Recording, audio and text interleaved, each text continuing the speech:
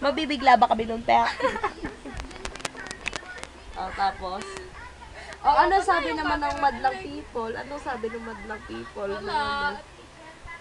Nag-play lang ng music na soft, tapos tumatawa lang sila. Tapos yung yung china-charge mo, ano nangyari? Ayan, Kinuha mo yung charger.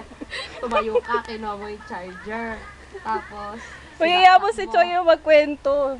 Moment niya to. Ayun, sinarge ko na siya, tapos hanggang ngayon naka-charge pa din siya. Tapos, binilisan ko, kumuha ko ng swish, tapos nag-gargle ako. Tapos?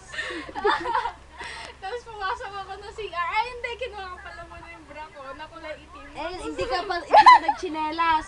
Hindi, nakapala ako kasi nagmamadali na ako. Ay, hinabad ko pala muna yon. Yung jacket na color red. Ito yung jacket. Ko dito. Kunwari nakikita. Tapos nung pagkahagis mo, saan siya napunta? Napek. Saan siya napunta kahagis mo? Doon. Di siya kay Mama nalungkot, Bear. di siya nasaktan, gano'n. Uy, nasaktan to. Inigaan ko pa mo siya. Tapos? Nasa yun. Tapos narinig ko si Papa. Andito na sabi niya. Andito na si...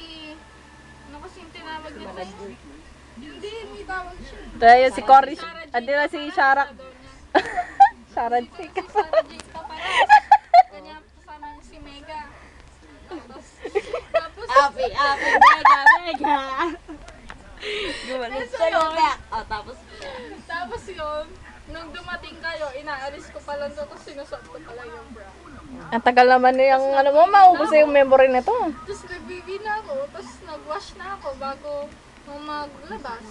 Tapos, nakita ko na kayo. Ikatawa niya. Anong nakakatawa niya doon, Pek? Natatawa ko sa mukha mo. Parang joke. Eh, joke naman talaga yung mukha niyan. Pakita natin sa camera. Yung joke ng mukha.